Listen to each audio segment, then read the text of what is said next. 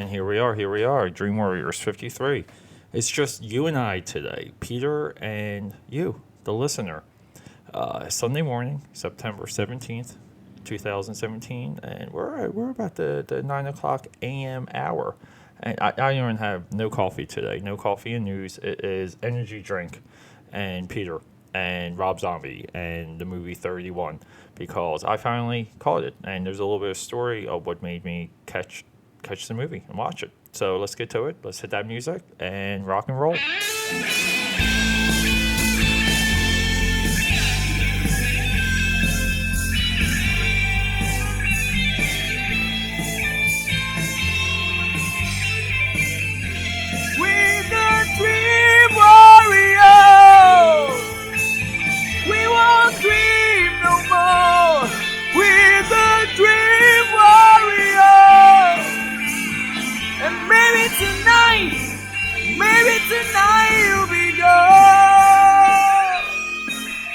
Ooh, and we're back.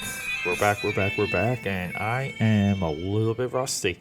The Dream Warriors 50 hiatus it took me out of it for a little bit. I was really into so many other things, even Dream Warriors related, and I lost a little bit of that momentum in recording at night, recording in the morning, but I'm hoping that, this just helps with regular rollouts for these again, because there's so much to discuss when you're just absorbing content and just trying to discover new things and what what the nuances are, you spend a lot of time reading opinions, watching opinions.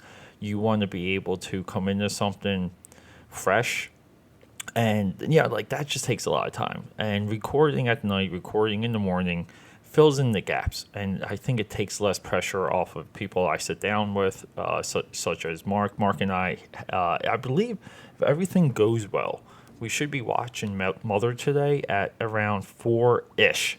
We're going to catch it around 4:30 and come back here and record. That will be Dream Warriors episode 54. And I have 3 episodes topics I want us to go through. I want us to talk about it, and I want us to talk about, and this comes with part of my box office study of Spider-Man Homecoming versus the Tobey Maguire Spider-Man, and what happened with Alien Covenant as of the digital release for that.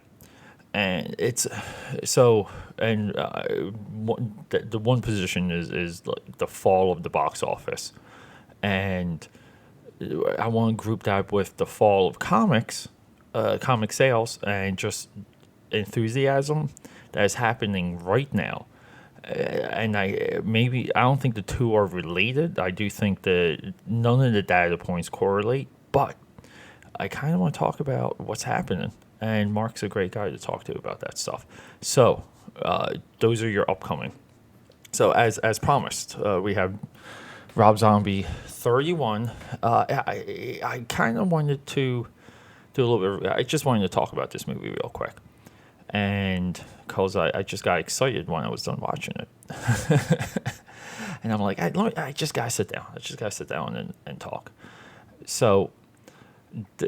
I'm just going from memory, but 31 is a crowd-funded movie. I wanted to do a little bit of research and determine what the success quality-wise for other crowd-funded movies. The only one that kind of comes to mind, the only 2, was Blue Mountain State. I think that was a Netflix release. That was crowd-funded. Good movie. The Rise of Todd, I think, what is the guy's name. Is it Todd? But anyway, the dumb linebacker dude. But I'm a huge fan of Blue Mountain State too, by the way, and Harbinger Down, which is also on Netflix. So now you have this, and I don't know how successful, quality-wise, some of these crowdfunded movies are. I think crowdfunding is the future when it comes to not just independent movies, but movies that will have a voice and are kind of auteur-driven features. And anyone coming up today that isn't familiar or know the ins and outs of crowdfunding, like the back of your hand, you have to. Yeah, you're at a disadvantage as a creative. This is buddied with building a huge social media following, which is a little tougher to do from the filmmaker standpoint, just as of absorbing content and growing the audience through the content absorption. Even though everything's trending towards video, it's tough. People don't want narrative social media posts, if that makes any sense there. So, but it's something you have to do. It's a necessary evil. If something you view as evil. I'm drinking Mango Loco from Monster Energy. It is incredible. I cut this 3 times. It's basically 1/4, then 3/4 water, and I'm on my 3rd one right now. And it's helping me get today going, to get the cobwebs out of my head. Not that I need it. Friday and Saturday, 2 days I wasn't really planning on drinking. I ended up drinking for both, but not in any level of excess or or the level of celebration. And here in Philly, it is kind of like muggy and hot the last couple of days. It's been rain and sunshine, rain like drizzle rain, sunshine, and the air just gets so freaking thick. So that's where I'm. That's where my BO is. That's where my my body smell is right now. Okay, Rob Zombie. Oh, people. He's another one, right? People love to hate. People only want to talk about 2 movies of his. They only want to discuss House of a Thousand Corpses and Devil's Rejects, which is its spiritual sequel. And I would even put this in a spiritual sequel to Devil's Rejects, because I loved the beginning of this movie. He's dated movies. He has such a hold on that mid-70s. That's very. It's intriguing when you compare it to even what happened with it, X-Men Apocalypse. These bigger movies by far. Like to where those movies don't hit any of the notes of the era whatsoever. And like this, he comes in crowdfunded, better soundtrack selection than it and Baby Driver, in my opinion. 31 had better soundtrack use and notes than Baby Driver, and I'm attacking Baby Driver because too many people love that movie, and you're out of your mind. And so, just as an overall opinion with Rob Zombie, he really is a true filmmaker. I mean, there is a love for what's happening in front of the camera with that man. The other style, or the other layer that really stood out, was the style of the lighting, call it cinematography, call it whatever. But it was so much more glossed and halo, like backlights, than with some of his other features. And I don't know, like it really, I thought it heightened the violence. I thought this movie opened with a incredible monologue, a monologue that really draws you in, hyping up like the top villain. Now, where the movie fails, because that's the only thing people want to discuss right now. Nobody wants to discuss what works. Okay, where it fails.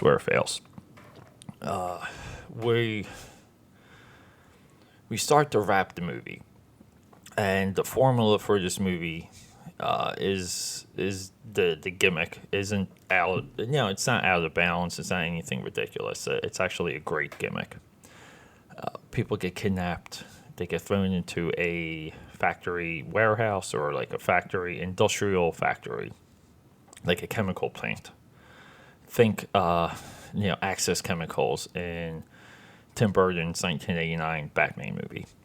and these characters get thrown in there, and they have to survive. I think 12 hours, and they get sent killers. So people get sent in to kill these contestants. So we'll just call them contestants. And so essentially, like what started happening, which I enjoyed, is the murderers, the the assailants, the people with the knives start dying. The people start defending themselves. You get picked off one by one, but they start defending themselves. So it's almost like a video game where you're getting like slightly different themes within the characters that are, like murdering and stabbing. And it's a nice progression. It starts with a Nazi Hitler midget, which I thought was a awesome character, amazing visual. Just I don't know, kind of really reminded me of Dark Knight Returns, like those visuals. So, and we end with the guy that opens with the opening monologue, and I'm pretty sure his name is Mr. Doom, and he again too, he's a awesome character. Now, where the movie falls short is that there's this like 1% super rich people that do this. They pay everyone. It's like they're like these aristocrats.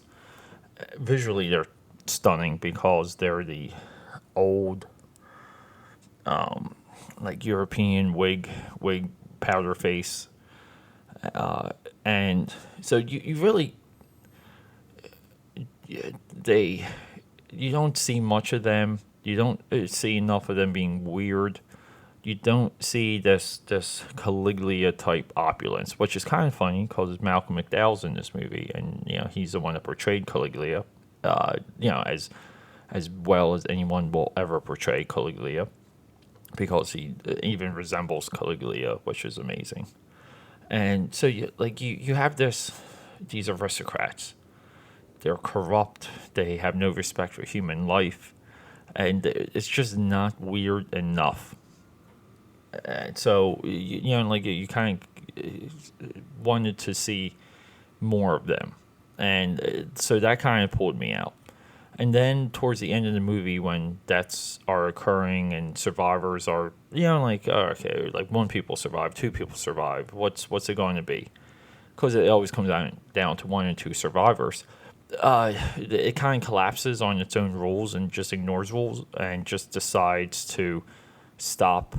It just feels like it stopped, and there was obvious paths or like solutions that could have been provided when it comes to the story, not to the budget, if that makes sense to you. And by that I mean, and you know what? Why did I just say that? Let me explain it. Hold up, let me get more of this mango loco. So, the solutions that are presented don't kind of happen. They don't emerge in the movie. Just ends, and it's by the end of the movie, it's no better or worse than any of the Saws outside the first one, any of the Purges, Paranormal Activity, like these horror franchises, Sinister, Conjuring, Annabelle. It's good. It has good of an ending as it that just came out. So, but the movie is just considered blah. And I don't know. Like I would have liked to have seen more. Sherry Zombie, I think, is his wife. She's the survivor, of course. Looking good too. Like my God, she does not age. She doesn't age.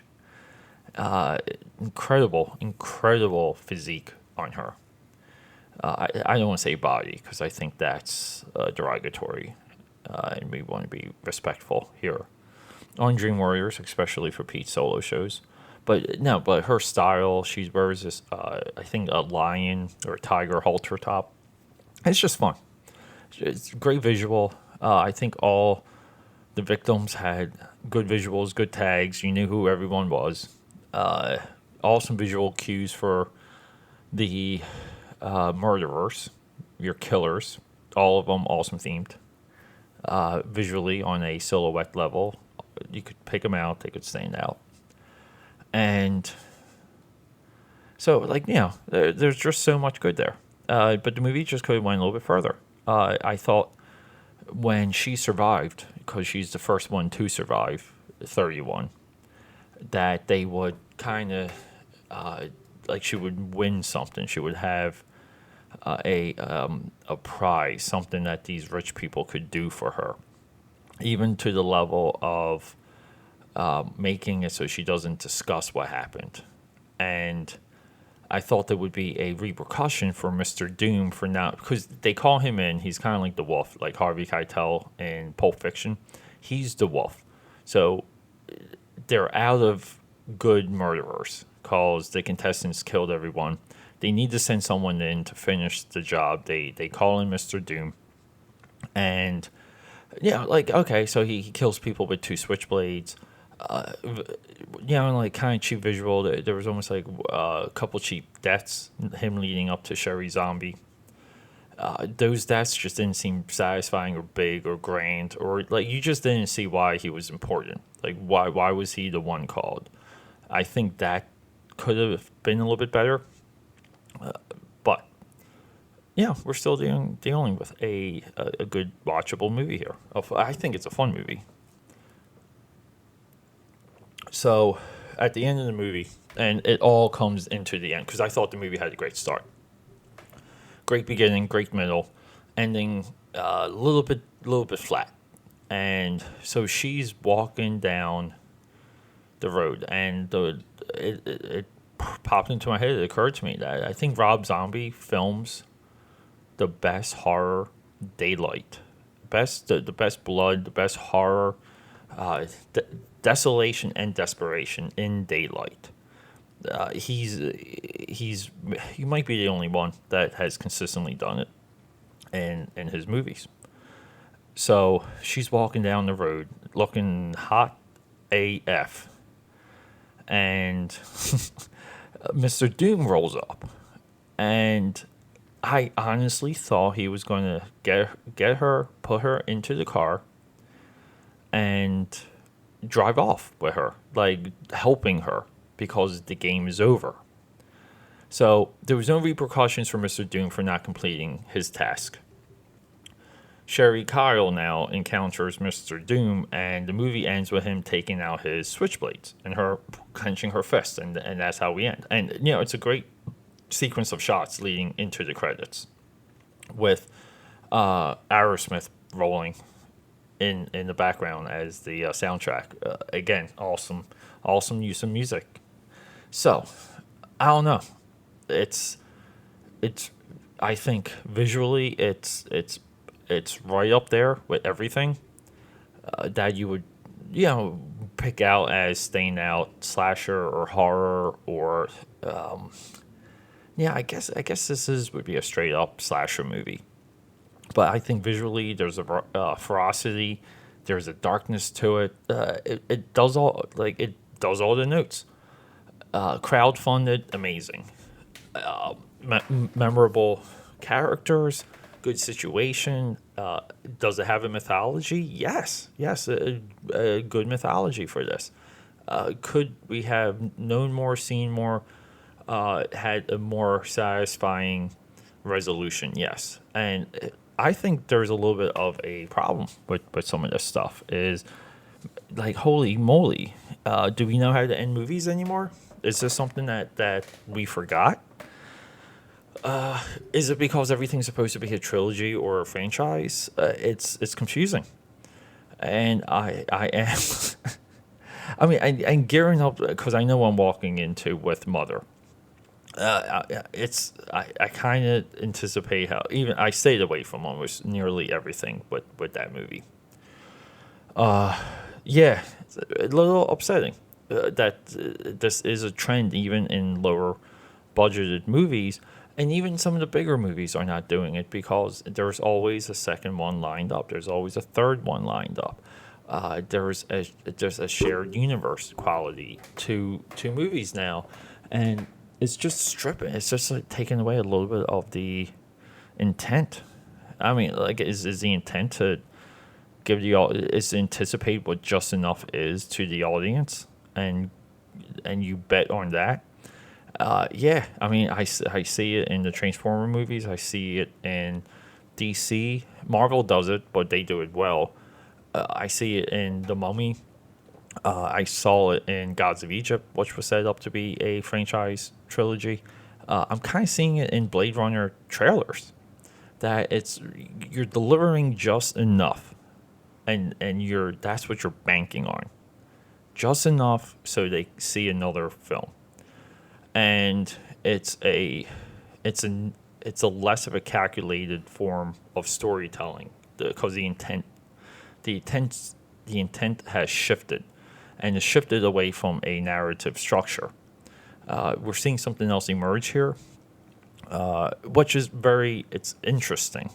I'm not knocking it. I'm recognizing it's there and it's happening. So, but I don't know. Go see 31. Support crowd-funded movies. Okay, do that for Peter. Just do it for Dream Warriors. Do it for all of us. And yeah, I ended up with that movie because I had a good date last night. No SCX, but my God, a couple good kisses, nice conversation. Hell of a beautiful woman. Just one glasses. Oh my God, just looking at her is good. Totally fun. We had tacos. The city was raining. We were gallivanting around the city with Uber, your chariot, and yeah, we kind of. I bought the movie while we were eating tacos off of Amazon Instant because why buy DVDs? Just use Amazon Instant or iTunes or Google Play Music or movies, whatever you feel like doing. Like just build a library with that. I don't know why anyone would buy a DVD anymore. I really don't. Yeah, and we just kind of ran out of time to watch it. She lived a good hour away, so and the weather was kicking up, and it was getting late, and I'm trying to slow down. I had one slow down day in about 4 weeks now, which was last Saturday, and we were supposed to hang out last Saturday, and I'm the one that canceled because I needed to do nothing. But anyway, so that's how I ended up with 31. Just a great hell of a date.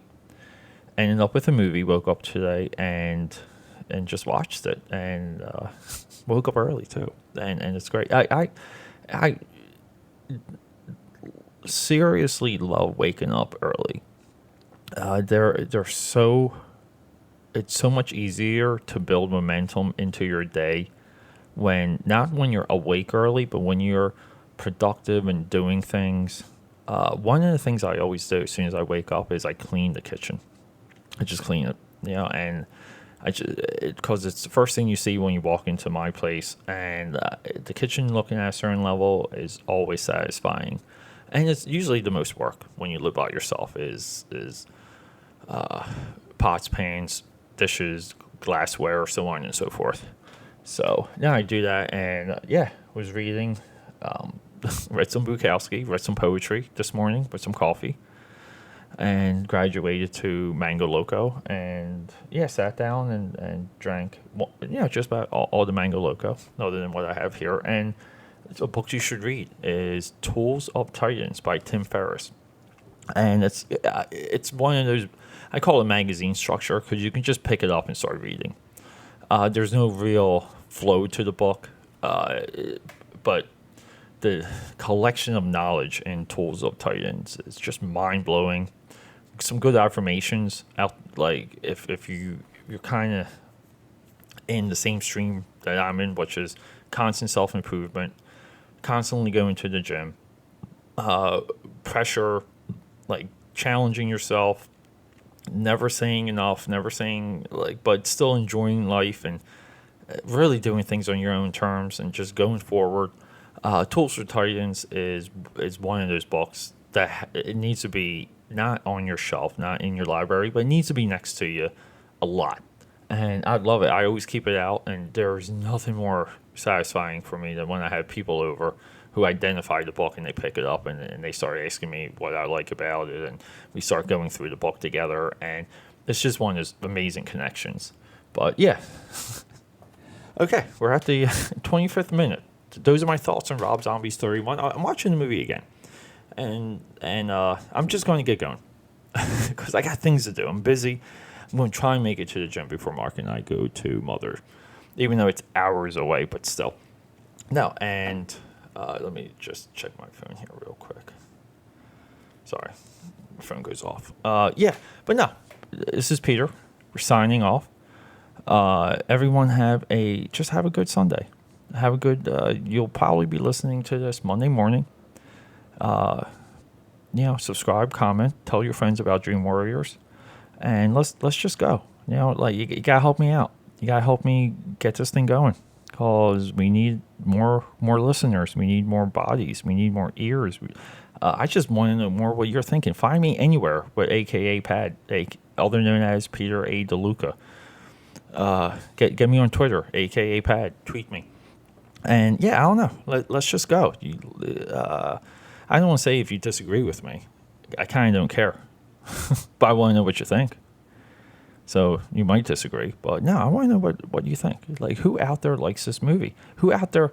Halloween. Oh my God. I love Halloween, the remakes, especially the second one.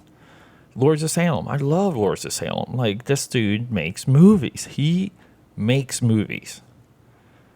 That's it. That's what he wants to do. That's what he's doing. Amazing, cross-talented individual. But let's do this. Signing off. We got a good rollout this week, but I'll talk to you later. Dream Warriors 53.